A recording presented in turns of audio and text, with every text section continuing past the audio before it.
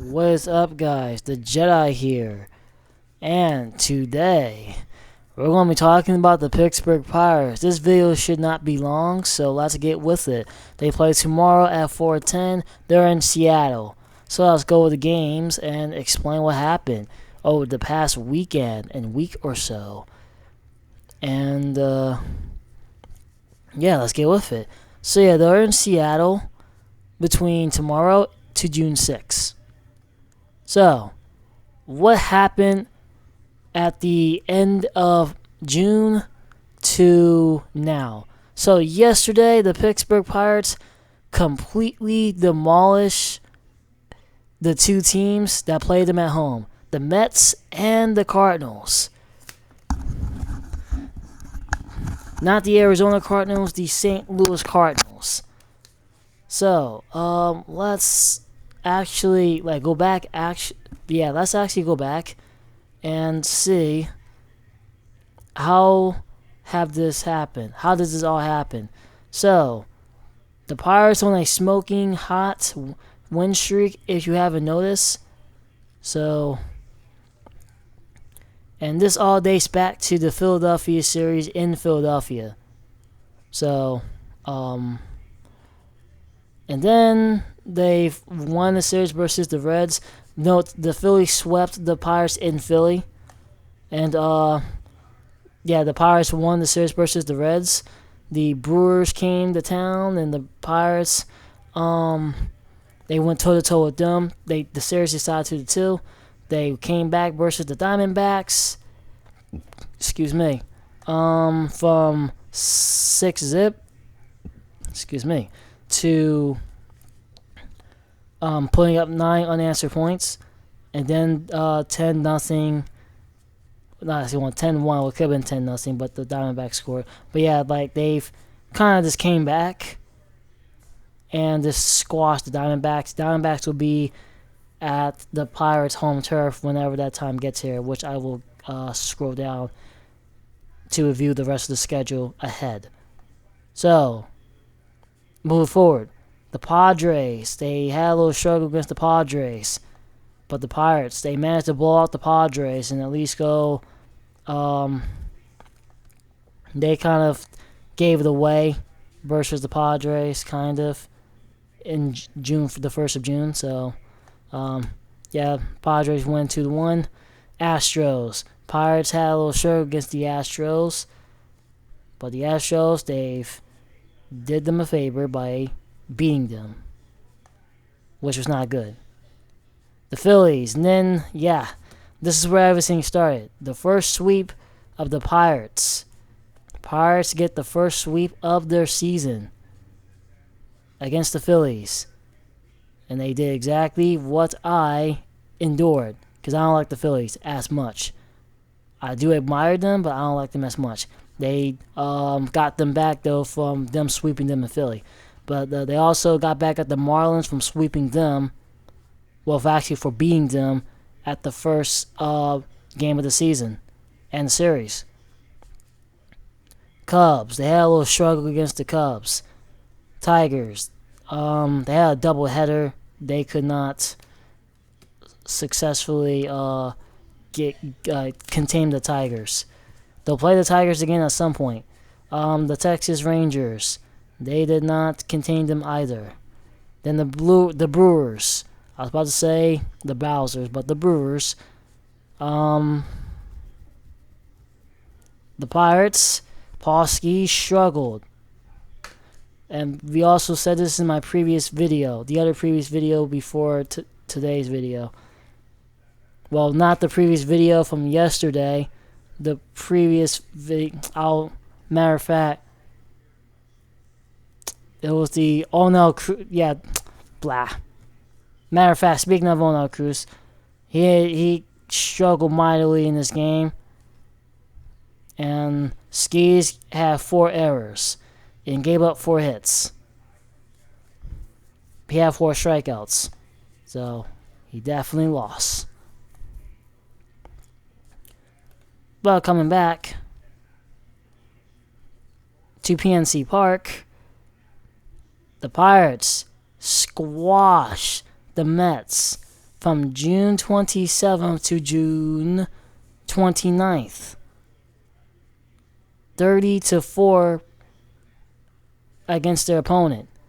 They have scored 30 points to 4. 4 points. Which was unbelievable. But then came June 30th. They blew out the Cardinals, their division opponent. Then, June 1st, they did it again. And then yesterday they did it again. So, as you count that total, the Pirates have scored around 40-something points against their opponents over the span of these 6 games. Mets and Cardinals. They have not allowed any points in their home turf versus the Cardinals. So, let's look at these scores. I saw this game actually in the area that I was in, because I'm on the east coast of Pennsylvania and from Philadelphia actually. So seeing Pirate games is not likely for me, but they've been hitting. They had the RBIs, and then Andrew Haney, or Haney, okay, Haney, yeah, Andrew Haney, 7 strikeouts. And he stayed a little bit more longer past the 6th inning to the 7th inning, but he was taken out. And this guy came in, Chase. That was good for him to seal the win. But yeah, let's actually look. This was a tough game. I looked at the stats at this, so I guess I can look at it again since I'm on cam. Blah, blah, blah, blah, blah. Skis played. He did not get the win, unfortunately. Paul Skis has not gotten the win versus I was about to say Arizona, St. Louis. Just to let you guys know, he did not get the win. He had 5 strikeouts. He had no errors. His pitching balls got hit 5 times. So 5 batters hit Skis is pitching. And honestly, to talk about Skis, whoops, check my table a little bit. So yeah, let's talk about Skis. Paul Skis is doing, I don't know what's going on with Paul Skis, but they might want to sit him down and just talk to him about what's going on in the while he's off the field wise. I don't know what's going on with him, but I feel like this is what's going on.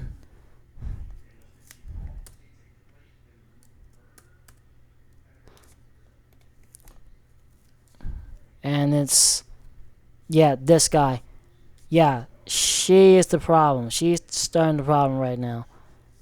She is absolutely starting the problem. She's actually born October the 1st, 02. I was born 04.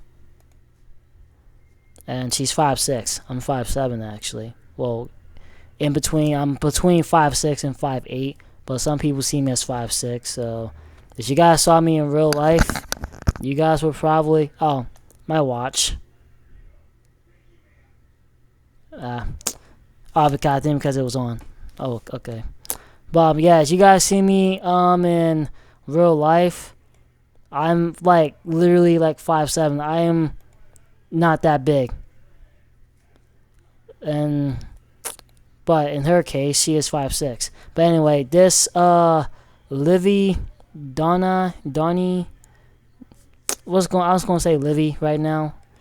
She went to the same college as Paul Skis. She also retired April 17th, 2025 of this year because she started very young. Blah, blah, blah, blah, blah. So let's see the news about her.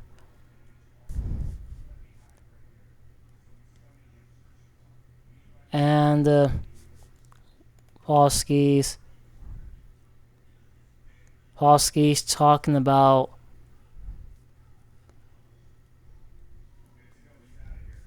Paul Skis has revealed a surprising career plan when his playing days are over. The reigning National Rookie of the Year, who is dating former LSU gymnastics star Livy, has quickly astonished, or I don't know, but she actually endorsed him as one of the best pitchers in the league. Okay, I get what's going on now. But he's hilarious. He shared with a reporter on Thursday that he will love to cut grass professionally in the future. Probably for the team. But I feel like he's getting distracted. Yeah, he's getting distracted. He's getting distracted right now. Yeah, I think he's getting distracted right now.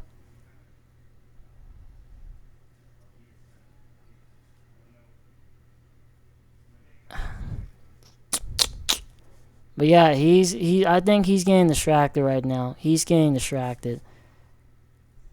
That's what I think was going on right now. But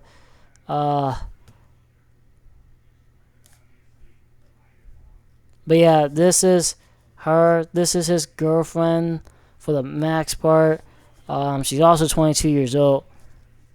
But yeah, the fact that she started gymnastics when she was really, really, really young, it's insane.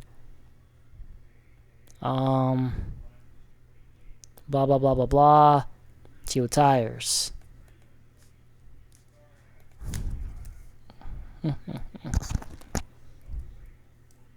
Why did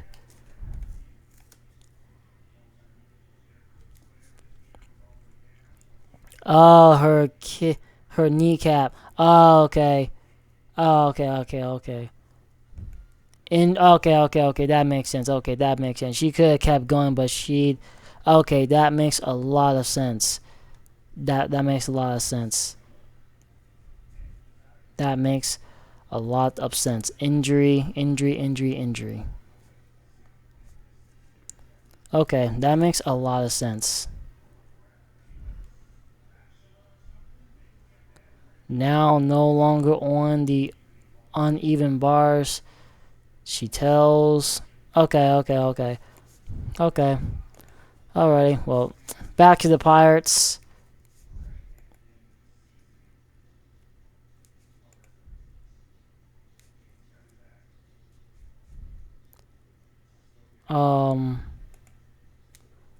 So this is yesterday's game, as you can see here. Blah blah blah blah blah blah blah. Nick Gonzalez didn't. Well, he did hit, but he didn't score. Who scored the most? Tommy Pham scored. He's actually doing good. Isaiah Kenneth Falefa, Unel Cruz did not score still, but he did hit, which probably led to some of these guys scoring.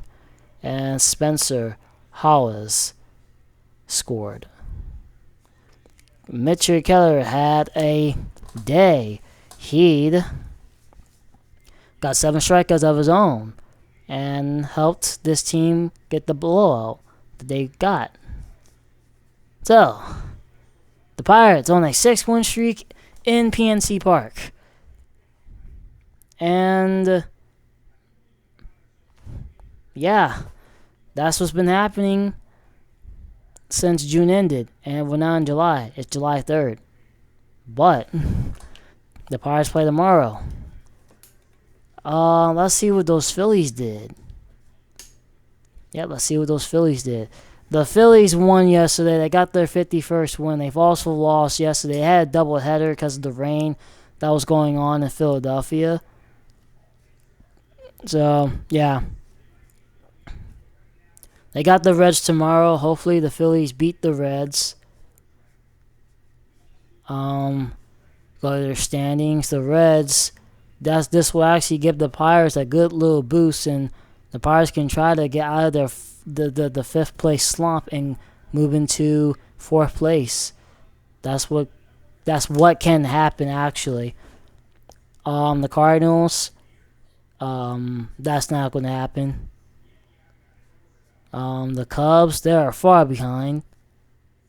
But the Reds, They might actually linger a little bit, and the Pirates, which will actually give the Pirates to jump in fourth place. So the Pirates, they can jump in fourth place for the first time since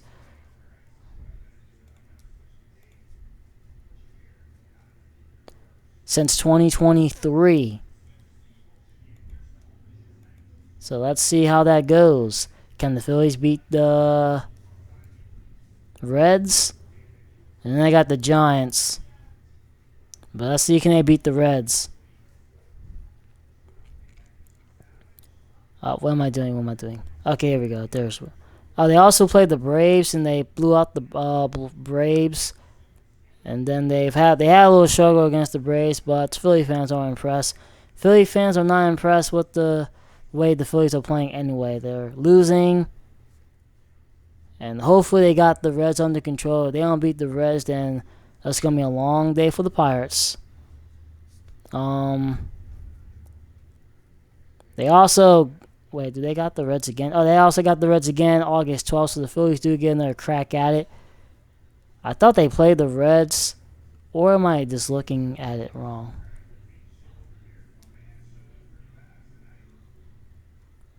Let me see. Oh, they played the Cardinals. Okay, they played the Cardinals. Yeah.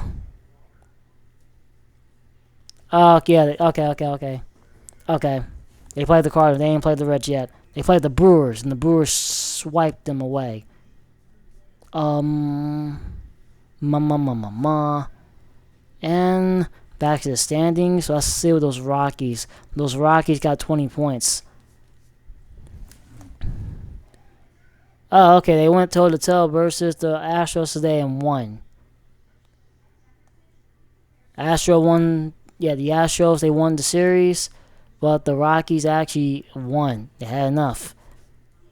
They've actually been doing a little okay lately, just by looking at the games.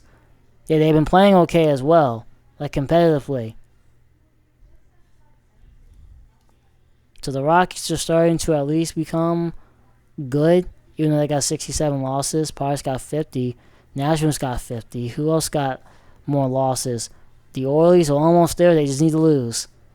White Sox, they're bad. They got 58 losses. Athletics got 53 losses. But the Orioles, they're almost there. All they need to do is lose one more. Are they even playing? No. But they, yesterday lost. The Braves, they just need to beat the Orioles, and the Orioles are completely botched with 50 losses. So, that's kind of it for the Pirates. We looked at the standings between the Pirates and the Phils and other teams. But, they got the Seattle team. The Martins. I guess that's a weird name. They could just call it the Seattle Spooners or something. But yeah, it is what it is. The Seattle Martins versus the Pirates of Pittsburgh. They will play tomorrow at 4:10 p.m. Wait, am I eligible to watch this on TV? No, I cannot. Or I might. But I am more likely not to. T-Mobile Park in Seattle. Okay, well, that's enough of that. I also want to talk about the Steelers. Well, first let's talk about this. TJ Watt to the Eagles. That's been trending a little bit. There are ongoing rumors and speculation about a potential trade that would send TJ Watt from the Pittsburgh Steelers to the Philadelphia Eagles. While some analysis suggests such a trade could involve the Eagles sending Noah Smith and a draft pick to the Steelers. I mean, honestly, I recommend keeping Noah Smith. They should actually get rid of Jordan Davis, defensive tackle, and send a pick to acquire TJ Watt if this all happens. But I kind of want TJ Watt to stay on the Steelers. But arguments against the trade: Steelers desire to keep TJ Watt. The Steelers have publicly stated they want to keep Watt long term.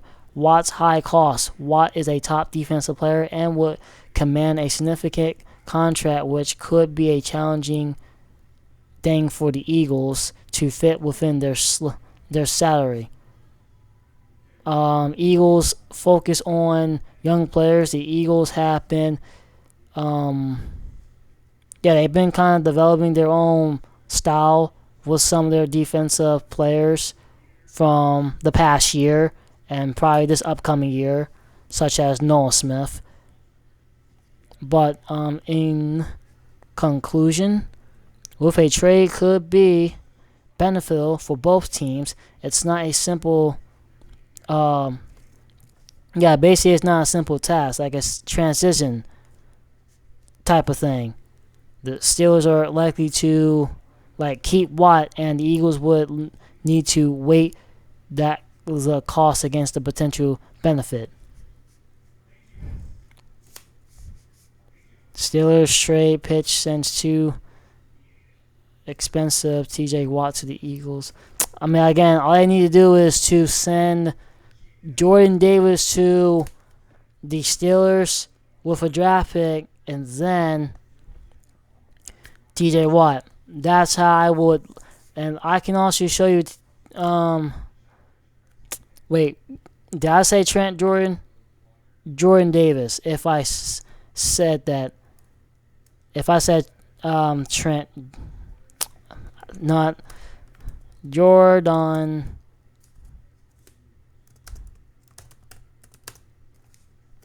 Jordan Davis, Eagles. Let's look at his stats. Jordan Davis. Okay, so he has one sack. One sack last season. He had 2 sacks the previous season prior. So he has 3.5 sacks total. He has 900 combined tackles, 49 assist tackles. I mean, honestly, I would just trade him to the Steelers, and then along with the draft pick to get TJ Watt, if that's what they're looking for in the process. And I feel like Jordan Davis could benefit the Steelers. He can actually just be a Steelers no tackle because the Steelers do need a no tackle. We got that guy from that guy that was drafted first.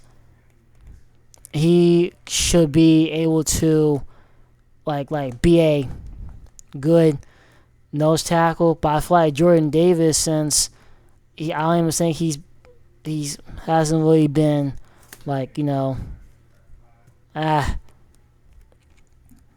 me see his playoff stats.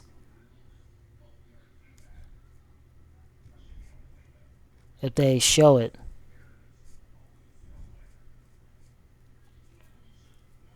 Okay, so they don't show it here. Let me see if it shows it here. Let me see his playoff stats. If he doesn't have the playoff stats, then yeah, I recommend this putting him in the trade salute with a draft pick to get TJ Watt, if that's the case. Okay, so he had a sack versus Kansas City in the Super Bowl. He had a sack versus Washington, and he did not gain. So yeah, basically he has 2 sacks in the playoffs. What about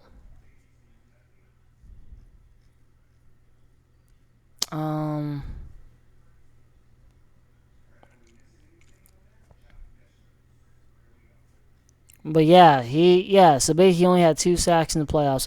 Okay, fair.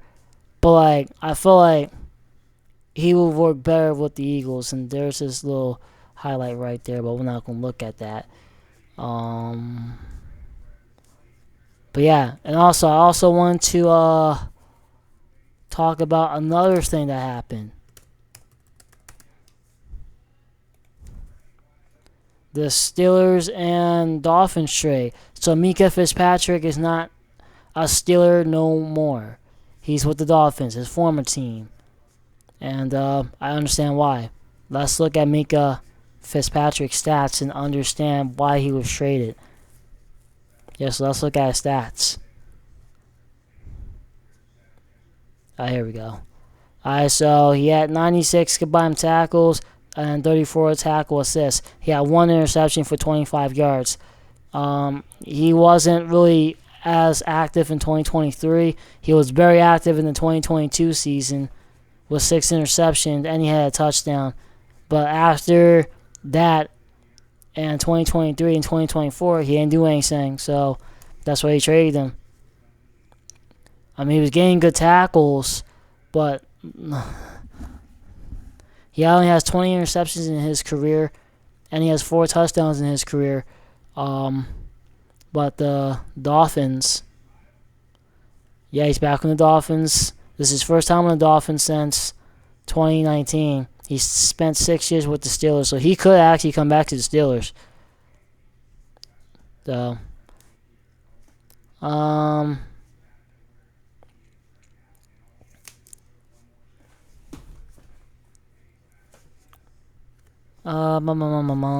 guess that's kind of it. What else happened? What else happened? I think that's kind of it. Yeah, that's kind of it. I know there's some other stuff, but that'll be another time. It's 9:41 right now. It was just 9:40, but it turned to 9:41. And, yeah, that's kind of it. 76ers. I do have some 76er news, but I will explain that in another video. So, as your host, the Jedi is out. I'll see you guys in the next video. Excuse me. Peace out.